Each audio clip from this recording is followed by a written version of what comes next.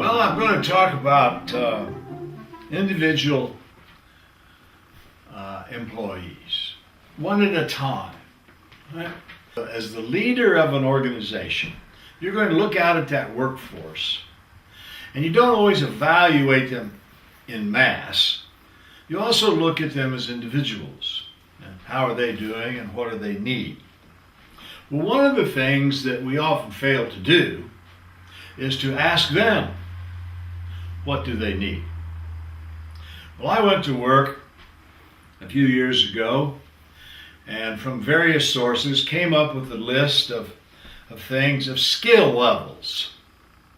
And that's far too long for me to sit here and read all of it to you, and that would be boring. But I'm going to give you an example of what was in this skill level inventory.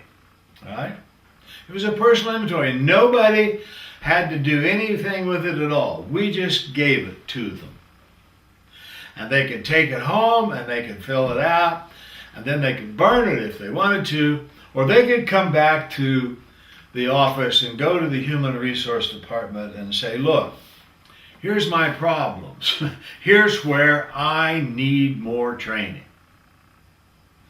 And then the CEO, the president of the company could say, all right, we have a percent of people who say they need this. We should provide it. I just finished this past year, earlier in this year, working on and doing the numbers and reading and translating and writing the final report of a survey of employees up and down the Fox River Valley of Wisconsin. And what concerned them and what training did they think they need? And then this information then is supplied back to the employers of the Fox River Valley, the New North organization. Right? It was a good idea to do that survey. Every company should do one. Every area should do one. So we know how to improve the skill level of our employees. Some of the things we gave them to ask, I'll just give you a few of them. One, and they had to say, one, if they circled a one, that meant their skill level was wonderful. And if three, it was just okay. And if they circled a five, the number five, it meant, boy, I'm in trouble there. So they had numbers 1, 2, 3, 4, 5. They would circle one. Very easy. One of them would say, my ability to evaluate data and organize plans from that data. 1 through 5. Circle one of them. My decision-making skills. My research skills. Right? Everybody can do this themselves. My creative or innovative skills. Right? My self-discipline and my ability to focus.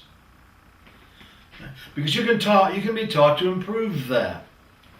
My efficient use of time.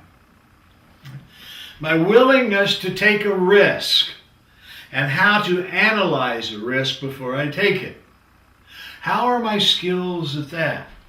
That's actually two questions, and we ask it in two questions. Are you willing to take a risk? Can you analyze what's going on before you take a risk? Well, how's your ability to resolve conflicts? How's your ability to teach and train other people? What are your persuasion skills? How's your ability to write clearly, concisely, and correctly? How's your ability to speak in front of other people? How's your memory? I went to the shrink and I said, I can't remember anything. And he said, well, when did this start? And I said, what? Humor, okay? We ask, how are your interpersonal skills? How's your ability in developing other people? How's your ability in leading public opinion? You see, there was a lot of those. I think there was about 40 of those things. And as I said, there was no threat and no fear in this questionnaire. It was an opportunity for employees to do a self-assessment. And if they wished, to ask for help. I think it's a very smart thing to do. I'm often asked by learners in my classrooms, what really helps me to get hired? And I say, well, first of all, a college degree. That helps. All right? You need to graduate from here with a good GPA and take a bunch of the right courses that you can talk about. Now, I really don't know many employers other than universities that look at your transcripts, but they do want to know that you graduated. They want to know what other experience you had. They want to hear what your references say. And anymore, most importantly, it's a network. Did somebody that they know and trust recommend you to them? That's how you get hired. Right? But sometimes people will ask me, how do I get promoted? Or how do I keep from being one of those people that's laid off? Now that's a different set of questions. Your resume and your network and your experiences and your interview, I forgot to mention your interview, and your interview will get you hired. But it won't keep you hired and it won't get you promoted. So what will? Well, number one, the primary thing is your attitude.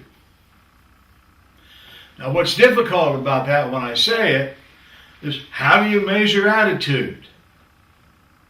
It's a subjective thing. It's just one of those things that everybody kind of has their own rubric or grid to measure. And you say, I don't like your attitude. Well, what don't you like about it? What am I doing wrong? I don't know, you're just cold, you're not friendly, you're not, right? So people have that. And so it's in your best interest, and I'm telling you, scientific research studies done by Stanford and by Michigan across the country come back and say the number one reason people get promoted or are kept is their attitude. And so you develop this positive, helpful, compassionate, caring attitude. You have a smile for people. You are willing to help people. You say good things about other people. People are glad to see you come into the room. Now, like I say, that is subjective. I have a list here of some 20 things, actually 19 things, that are not so subjective, and they can be measured. These will keep you hired. These will make you valuable to the company. And you want to add value to the company. You will hear that term a lot. So let's talk about some of those. I'm going to take my pen so I can check them off as I go, because I'm not going to do them in order for a reason. You will remember that we talked about motivation. Motivation is an intrinsic passion. You are motivated. Nobody has to make you motivated. And so that motivation keeps you going all the time. People can see it. They can see it in your step. You're not shuffling down the hallway. Right? You're walking with some speed and determination. And it's that attitude. And you can define it. And it's motivation that fuels your attitude. So motivation will add value.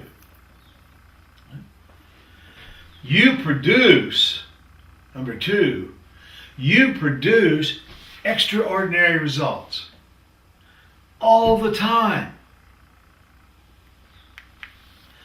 In any area that you are supposed to work. You just don't sit there and do the minimum amount required to do your job. No. You are producing extraordinary results constantly. People will notice. It will get you promoted. You can do that. Number 3, you can do that anywhere in the organization. You can be moved around. Or they can bring parts of the organization to you. They can bring you problems from a different part, a different division, and you can go to work and solve them or help solve them. I've been in that situation. I've been in the situation where I'm a teacher and they come to me and they say, how can we recruit people for these seminars that we want to give? And I go to work on it and I write a recruiting marketing plan for their seminars. It's not in my teaching contract. So, to add value, you will produce extraordinary results anywhere in the organization and with any work they bring you. And that also means that you can work well with any style of leadership. You can work well with people from different cultures. You accept diversity. Actually, you welcome it. Because from diversity, you are going to learn more. And that's the way you are, and that's part of your attitude. That will help keep you employed, and that will help you get promoted. You are a team player. They can assign you to a group, and you can adapt to the team and change your role from being the leader of your own band to being a member of another one and to be an effective team member. The CEOs notice that. They notice your contribution and your ability to be a team player. You are not a prima donna. You don't have to be considered number one. You don't have to be treated like number one. You don't want people to call you numero uno. You're not, and you never are, a prima donna. You are interested in the success of the company, your teammates, and every employee there. You are interested in the success of others. That will keep you employed. It will get you promoted.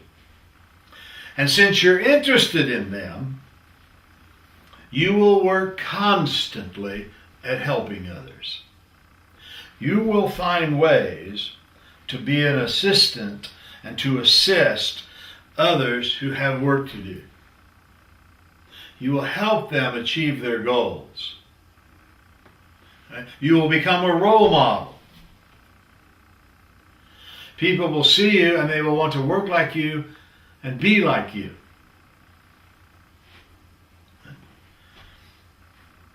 That will keep you employed. That will get you promoted.